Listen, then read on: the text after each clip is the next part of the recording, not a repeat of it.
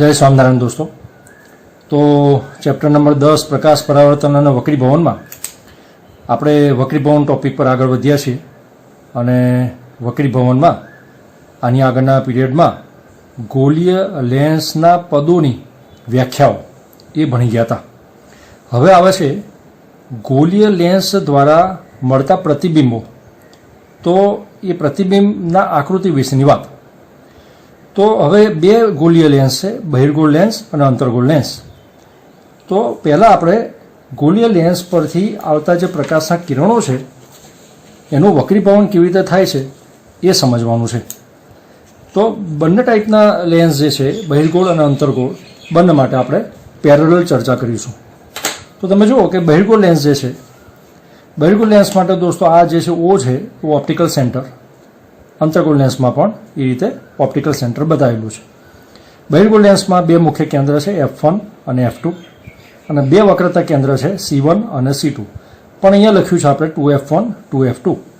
તો એને આપણે C1 C2 પણ લખી શકીએ, એટલે અહીંયા C1 અને C2 વડે પણ એને દર્શાવી શકાય। તો કેમ 2F1 2F2 બતાવ્યું છે? આપણને ખ્યાલ છે કે જેટલું અંતર અહીંથી એટલે કે O થી F1 સુધીનું છે એટલું ને એટલું અંતર F1 થી 2F1 સુધીનું હોય। એટલે માની લો કે O થી F1 2 સેન્ટીમીટર છે, તો ટોટલ O થી C1 સુધીનું અંતર 4 સેન્ટીમીટર થાય। એટલે કે ડબલ હોવાથી 2F1 આ 2 સેન્ટીમીટર, O થી આ 4 સેન્ટીમીટર એટલે ડબલ થયું એટલે 2F1, આ બાજુ સેમ એ રીતે 2F2 અને એવું જ અંતર્ગોળ લેન્સ માટે। તો 2F1 2F2 વડે આપણે C1 C2ને હવે દર્શાવીશું। હવે આના જે કિરણો આપાત થાય છે કે જે લેન્સ પર આપાત થાય છે અને એનું વક્રીભવન કેવી રીતે થાય છે એ સમજવાનું છે। તો પહેલાં આપણે જોઈએ છે બહિર્ગોળ લેન્સ માટે। બહિર્ગોળ લેન્સમાં તમે જુઓ કે જે મુખ્ય અક્ષ છે, તો મુખ્ય અક્ષને સમાંતર આપાત થતું કિરણ, એટલે હવે આ મુખ્ય અક્ષને સમાંતર આપાત થતું કિરણ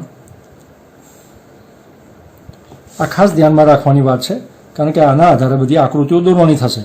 તો મુખ્ય અક્ષને સમાંતર આપાત થતું કિરણ એ બીજી તરફ એટલે કે લેન્સની બીજી તરફ મુખ્ય કેન્દ્ર Fમાંથી પસાર થશે। તો શું જોયું આપણે કે મુખ્ય અક્ષને સમાંતર આપાત થતું કિરણ મુખ્ય કેન્દ્ર Fમાંથી પસાર થશે, વક્રીભવન થઈ અને પસાર થશે। હવે અંતર્ગોળ લેન્સમાં જુઓ, અંતર્ગોળ લેન્સમાં આની વાત કરીએ, પેરેલલ વાત કરતા જઈએ છે, તો તમે જુઓ કે મુખ્ય અક્ષને સમાંતર આપાત થતું કિરણ, આ મુખ્ય અક્ષને સમાંતર એ કિરણ અપસારી બની જાય છે, એટલે કે આ રીતે કેન્દ્રિત થવાની જગ્યાએ આમ વિકેન્દ્રિત થઈ જાય છે। પણ એને જો પાછળની તરફ આપણે લંબાઈએ આ રીતે, તો એ F1 પરથી જાણે વિકેન્દ્રિત થતું હોય તેવો ભાસ થતો હોય છે। તો આ રીતે આપણે જોયું કે આ જે છે બહિર્ગોળ લેન્સમાં કેન્દ્રિત થાય છે અને અંતર્ગોળ લેન્સમાં વિકેન્દ્રિત થાય છે। મુખ્ય અક્ષને સમાંતર આવતા કિરણોની વાત કરી। એના પછી હવે જોઈએ કે મુખ્ય કેન્દ્ર Fમાંથી જો કિરણ આપાત થતું હોય તો એ કિરણ વક્રીભવન પામી અને કેવી રીતે આગળ વધશે? તો બહિર્ગોળ લેન્સમાં મુખ્ય કેન્દ્ર F પરથી આ કિરણ આપાત થયું અને એ વક્રીભવન પામી એટલે કે વાંકું વળી મુખ્ય અક્ષને સમાંતર આ રીતે લેન્સની બીજી તરફથી એ વક્રીભવન પામશે। અંતર્ગોળ લેન્સમાં જોઈએ, અંતર્ગોળ લેન્સની વાત કરીએ તો મુખ્ય કેન્દ્ર એટલે કે આ બાજુના મુખ્ય કેન્દ્ર પર પ્રકાશનું કિરણ આપાત થવા જઈ રહ્યું છે આ રીતે, પણ એ આપાત થઈ શકશે નહીં, કારણ કે વક્રીભવન પામી એ કિરણ જે છે એ મુખ્ય અક્ષને સમાંતર આ રીતે વક્રીભવન પામી જાય છે આ રીતે। તો તમે જુઓ કે બહિર્ગોળ લેન્સમાં મુખ્ય કેન્દ્રમાંથી પસાર થતું આપાત થતું કિરણ એ વક્રીભવન પામી મુખ્ય અક્ષને સમાંતર પસાર થઈ ગયું। અંતર્ગોળ લેન્સમાં મુખ્ય કેન્દ્ર F પર, આ બાજુના મુખ્ય કેન્દ્ર F પર આપાત થવા જઈ રહ્યું છે આ રીતે, પણ આપાત થઈ શકશે નહીં અને વક્રીભવન પામી મુખ્ય અક્ષને સમાંતર આ રીતે પસાર થાય છે। હવે ત્રીજા કિરણની વાત છે, બહિર્ગોળ લેન્સમાં જોઈએ। બહિર્ગોળ લેન્સમાં ઓપ્ટિકલ સેન્ટર ઓમાંથી પસાર થતું કિરણ આ રીતે આર પાર પસાર થઈ જાય છે એટલે કે ઓપ્ટિકલ સેન્ટર ઓમાંથી પસાર થતા કિરણનું વક્રીભવન થઈ શકતું નથી.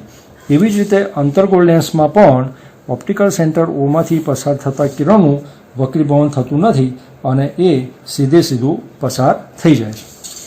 તો 3 કિરણ તમારે ખાસ યાદ રાખવાના આકૃતિઓ માટે. પહેલું કિરણ બહિર્ગોળ લેન્સ માટે જોઈએ, કમ્પેરિઝન આપણે કરેલી છે. ફરી એકવાર જરા, બહિર્ગોળ લેન્સમાં મુખ્ય અક્ષને સમાંતર આપાત થતું કિરણ મુખ્ય કેન્દ્ર એફમાંથી પસાર થશે. અંતર્ગોળ લેન્સમાં મુખ્ય અક્ષને સમાંતર આપાત થતું કિરણ એ વિકેન્દ્રિત થઈ જાય છે અને પાછળની તરફ લંબાવો તો જાણે F1 બારથી એ વિકેન્દ્રિત થતું હોય તેવો ભાસ થાય છે. બહિર્ગોળ લેન્સમાં મુખ્ય કેન્દ્ર એફમાંથી પસાર થતું કિરણ વક્રીભવન પામી લેન્સની બીજી તરફ મુખ્ય અક્ષને સમાંતર પસાર થાય છે.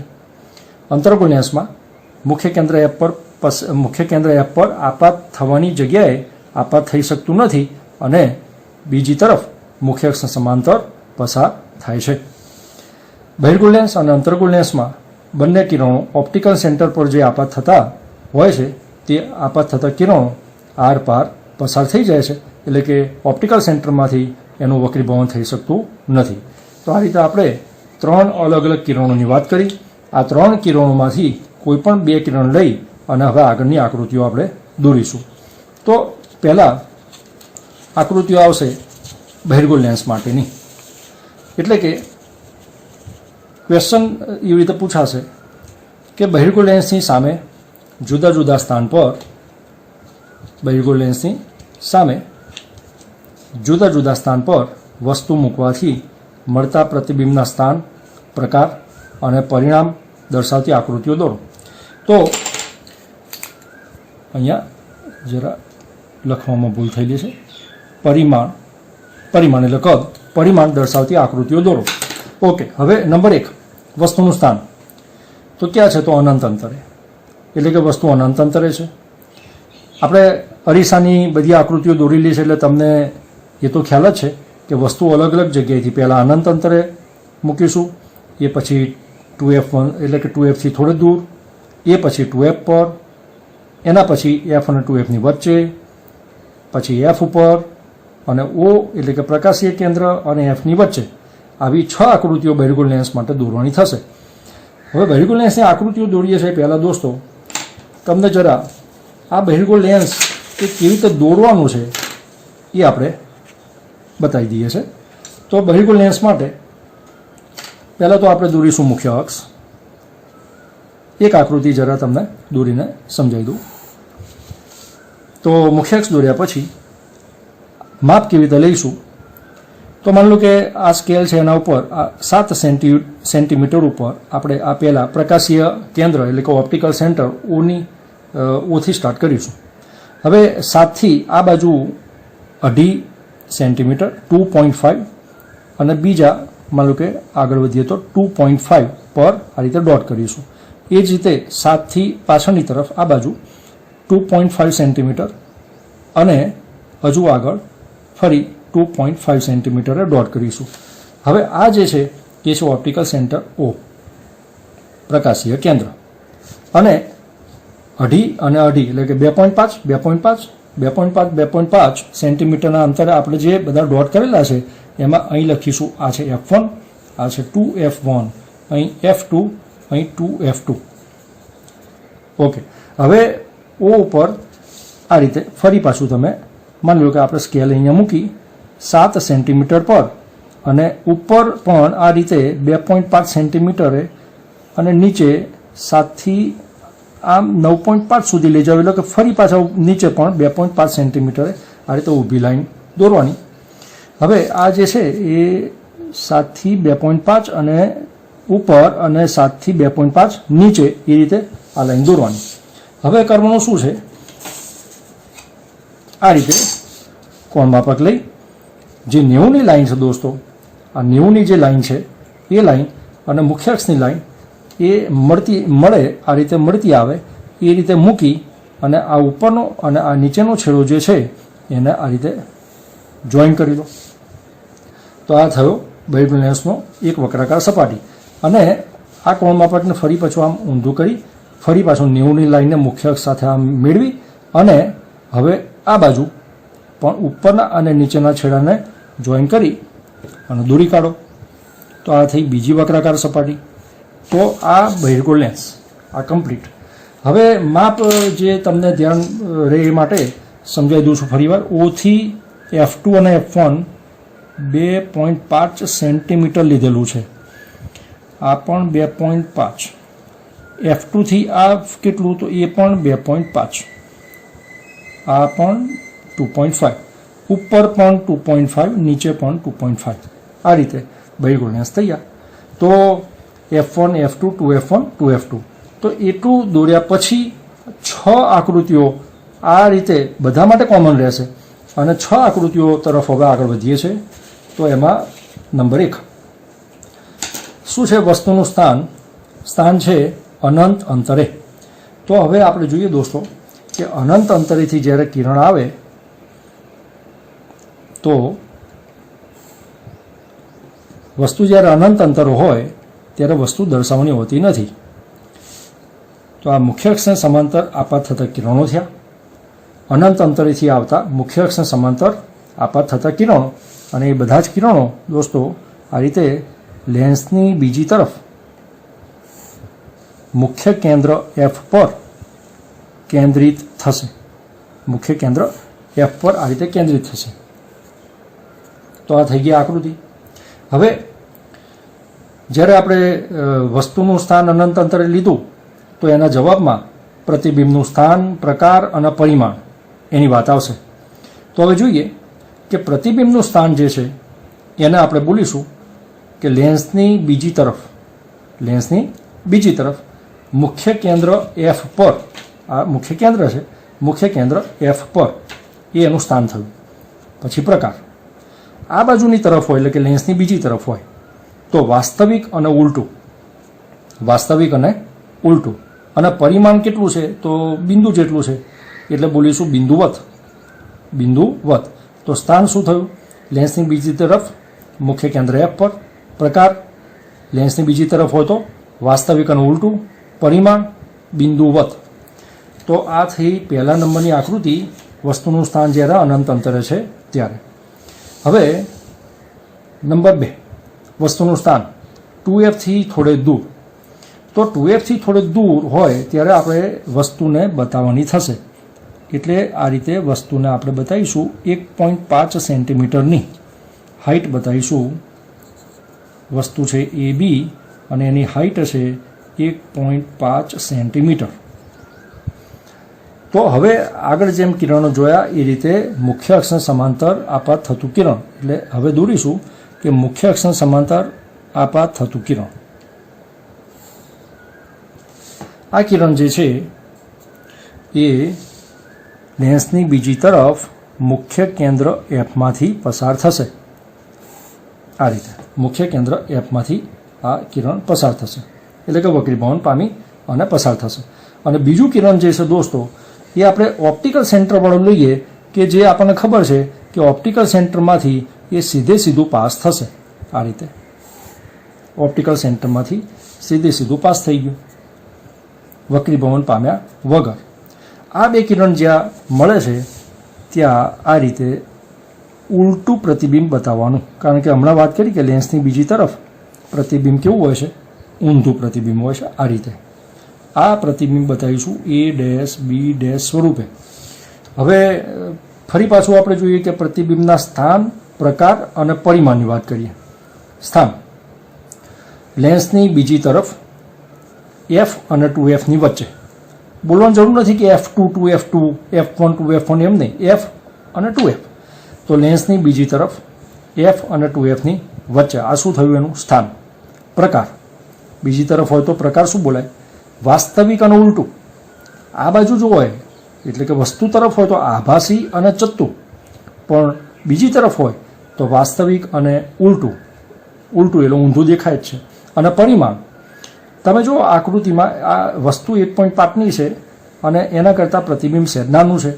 અને પ્રતિબિંબ એ તમને માપીને પણ બતાવી દઉં કે આ 1 સેન્ટીમીટરની આસપાસ છે. આપણે વસ્તુ 1.5ની લીધેલી છે એટલે પરિમાણ કેવું થયું? વસ્તુ કરતાં નાનું. તો આ બીજા નંબરની આકૃતિ કમ્પ્લીટ. તમે આ આકૃતિ જોઈ સમજી અને તમે પણ આકૃતિની પ્રેક્ટિસ કરજો.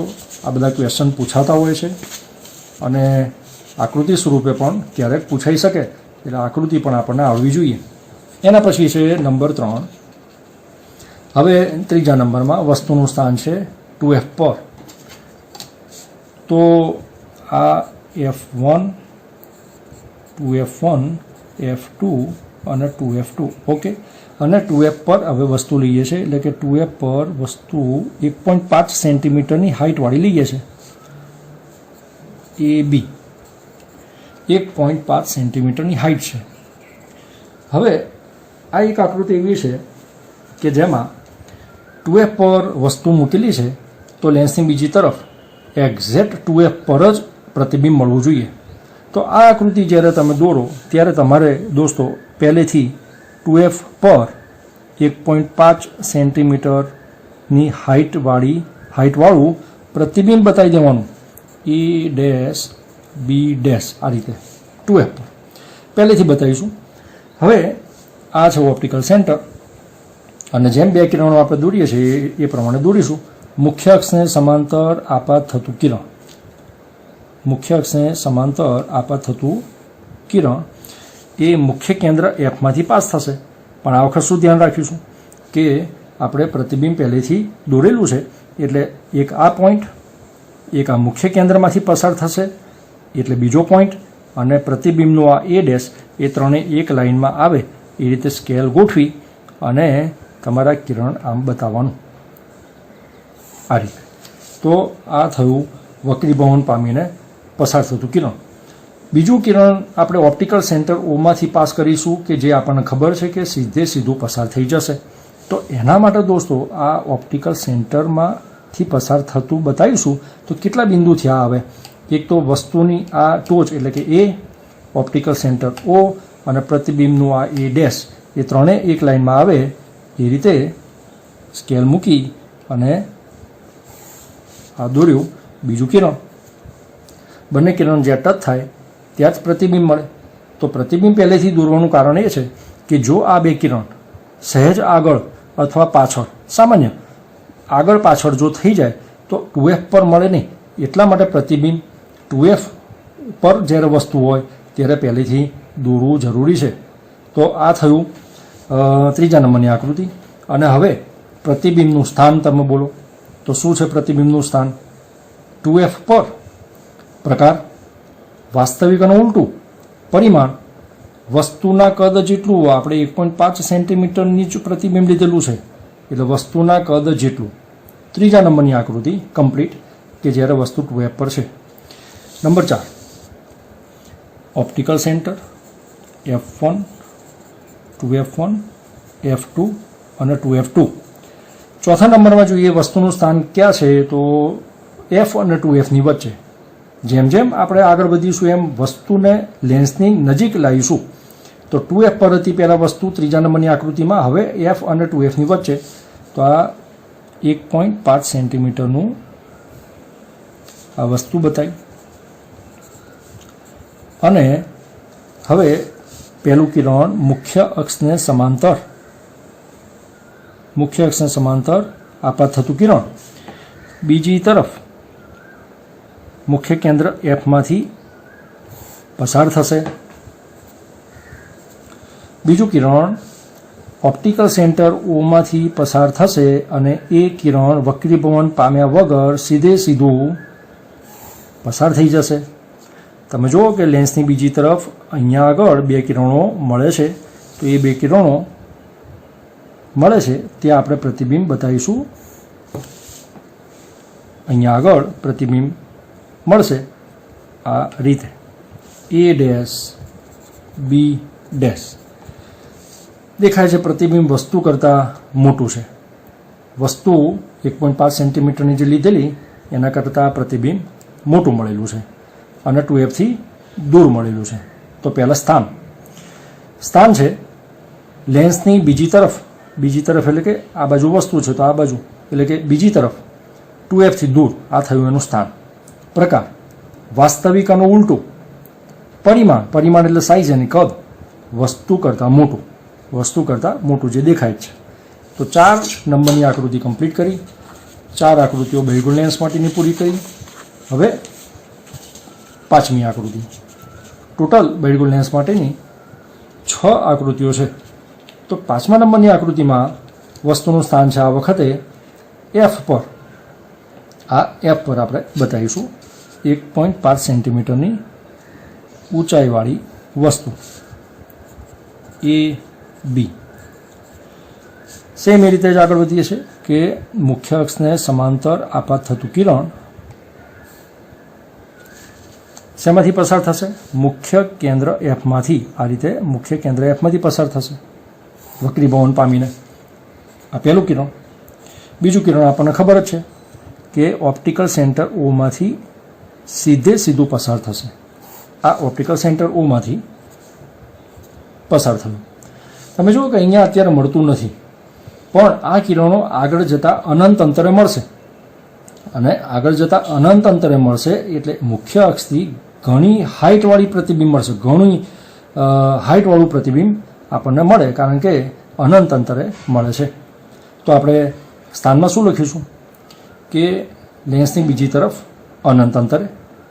બીજું પ્રકાર વાસ્તવિકાનું ઉલટું, કારણ કે લેન્સની બીજી તરફ હોય એટલે વાસ્તવિકાનું ઉલટું હોય. પરિમાણ અત્યંત મોટું, ઘણું મોટું એટલે વિવર્ધિત પ્રતિબિંબ મળશે. આ થઈ F પર વસ્તુ જ્યારે હોય ત્યારે આકૃતિની વાત. હવે નંબર 6, વસ્તુનું સ્થાન O અને Fની વચ્ચે હોય ત્યારે. O એટલે ઓપ્ટિકલ સેન્ટર પ્રકાશીય કેન્દ્ર અને F એટલે મુખ્ય કેન્દ્રની વચ્ચે. તો આ 1.5 સેન્ટીમીટરની વસ્તુ AB. પહેલું કિરણ મુખ્ય અક્ષને સમાંતર અને એ વક્રીભવન પામી મુખ્ય કેન્દ્ર Fમાંથી પસાર થશે. તો આ થયું મુખ્ય કેન્દ્ર Fમાંથી પસાર થયું. અને બીજું કિરણ દોસ્તો તમે જુઓ કે આ જે છે એ ઓપ્ટિકલ સેન્ટર ઓમાંથી વક્રીભવન પામ્યા વગર સીધું પસાર થઈ જાય છે. હવે તમે જમણી બાજુ જુઓ તો 2 કિરણની વચ્ચેની જે આ અંતર છે એ અંતર વધતું જાય છે, એટલે કે લેન્સની બીજી તરફ પ્રતિબિંબ મળવાની કોઈ શક્યતા છે નહીં. તો પછી હવે આપણે શું કરીશું કે આ 2 કિરણ જે છે એને હવે લેન્સની વસ્તુ તરફ પાછળની તરફ આપણે આમ લંબાઈશું, વસ્તુ તરફ પાછળની તરફ લંબાઈશું. અને આ જે બીજું કિરણ છે એને પણ આપણે આગળની તરફ આ રીતે આગળ આમ વધારીએ છીએ. તો બંને કિરણને જ્યારે પાછળની તરફ ખેંચીએ છીએ ત્યારે એ બંને કિરણ વસ્તુની તરફ મળે છે, અને વસ્તુ તરફ જ્યારે પ્રતિબિંબ મળે છે ત્યારે A ડેશ B ડેશ પ્રતિબિંબ હંમેશા આભાસી અને ચત્તુ હોય છે. આભાસી અને ચત્તુ પ્રતિબિંબ હોય છે અને વસ્તુ કરતાં મોટું હોય છે.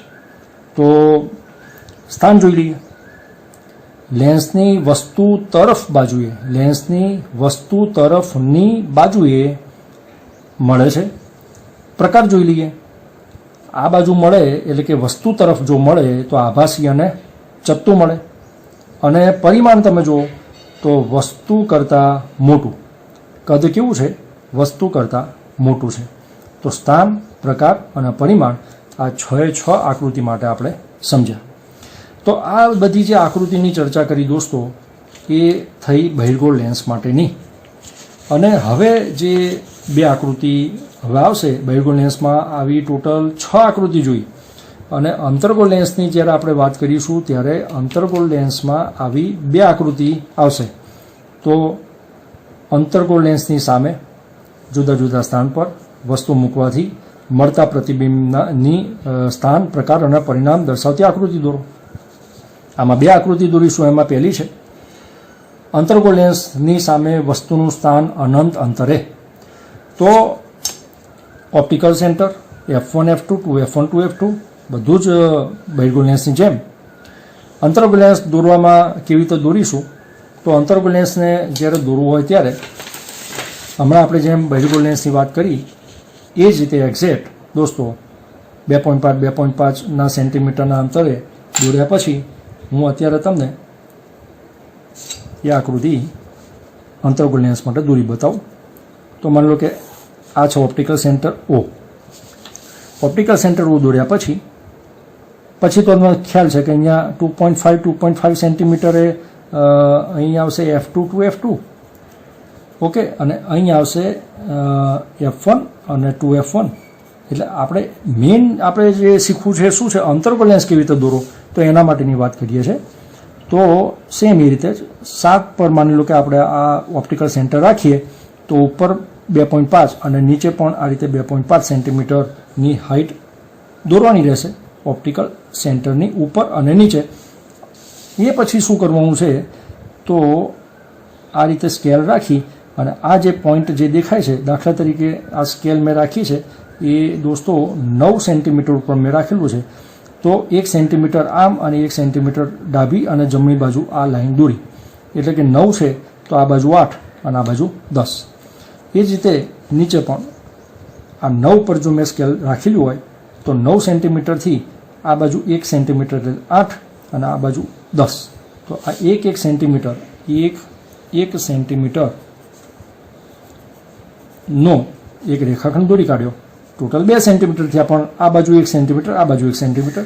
આટલું કર્યા પછી ફરી પાછું કોણ માપક લઈ અને જે 90ની લાઈન દેખાય છે આપણને, આ 90ની લાઈન જે છે એ લાઈનને આ મુખ્ય અક્ષ સાથે મેળવી અને આ જો કોણ માપક ગોઠવેલું છે, આ ઉપરનો છેડો અને આ નીચેનો છેડો એને આ રીતે આપણે આમ જોઈન કરીશું. તો આ એક બાજુનું વક્રાકાર સપાટી દોરી ગઈ છે અને કોણ માપકનું ઊંધું કરી 90ની લાઈનને મુખ્ય અક્ષ સાથે મિલાઈ અને ફરી તમે જુઓ કે આ બાજુ પણ ઉપરનો અને નીચેનો જે છેડો છે એને આપણે આ રીતે જોઈન કરી દઈશું. તો આ થઈ ગયો અંતર્ગોળ લેન્સ. તો અંતર્ગોળ લેન્સ દોરવાની ઇઝી ટેકનિક આપણે જોઈ. હવે અંતર્ગોળ લેન્સની 2 આકૃતિ જે છે એમાં પહેલી આકૃતિ છે કે વસ્તુ ક્યાં છે, જ્યારે અનંત અંતર હોય ત્યારે.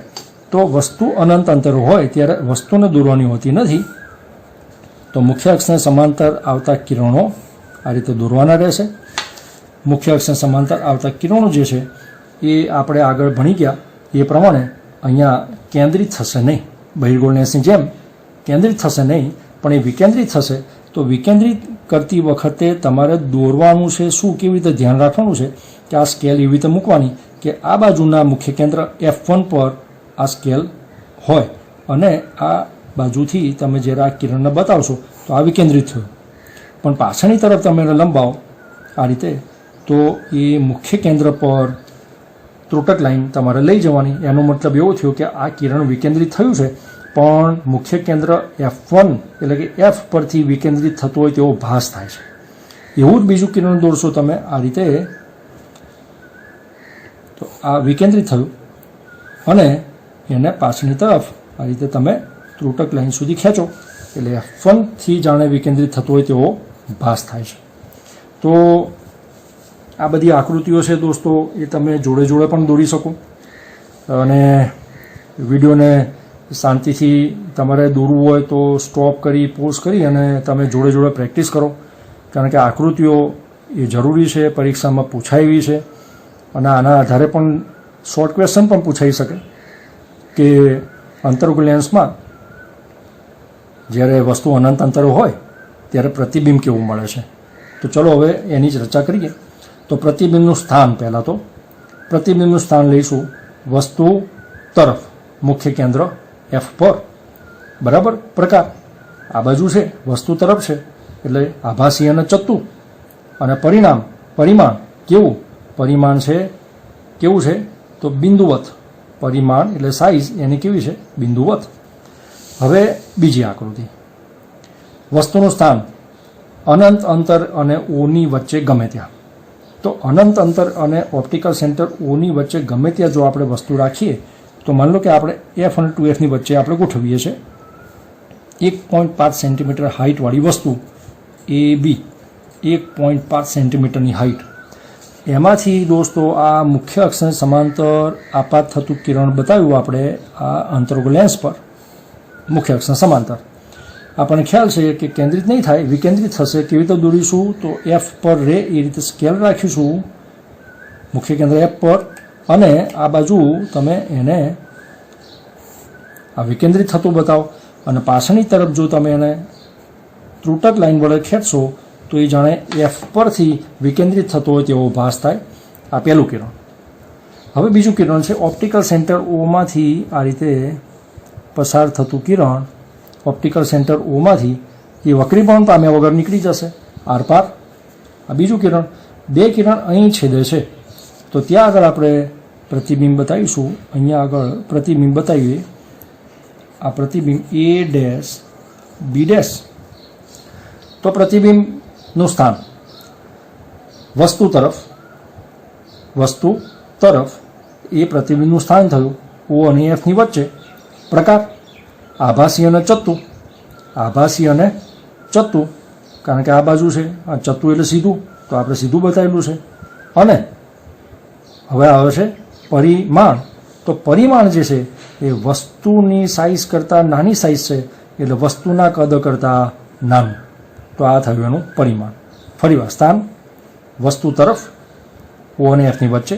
પ્રકાર આભાસી અને ચત્તુ, વસ્તુ તરફ હોય એટલે આભાસી અને ચત્તુ. પરિમાણ વસ્તુ કરતાં નાનું. તો આ દોસ્તો ગોળીય લેન્સ વડે મળતા પ્રતિબિંબની રચના, એની આકૃતિઓ જોઈ. બહિર્ગોળ લેન્સ માટેની 6 અને અંતર્ગોળ લેન્સ માટેની 2. એટલે આ બધી આકૃતિઓ તમે પ્રેક્ટિસ કરો. અને આ પ્રેક્ટિસ થયા પછી નેક્સ્ટ લેક્ચરમાં હવે આ પાઠમાં હવે આ ચેપ્ટર જે ચાલી રહ્યું છે એ પૂર્ણાહુતિ તરફ જઈ રહ્યું છે. એટલે નેક્સ્ટ લગભગ લેક્ચર કાં તો એના પછી બીજું એક લેક્ચર, કારણ કે એક્ઝામ્પલ છે, તો બે લેક્ચરમાં હવે આ ચેપ્ટર કમ્પ્લીટ થશે. તો તમે જોડે તૈયારી સારી કરો. તો આજે અહીં સુધી રાખીએ છીએ. દરેકને જય સ્વામિનારાયણ.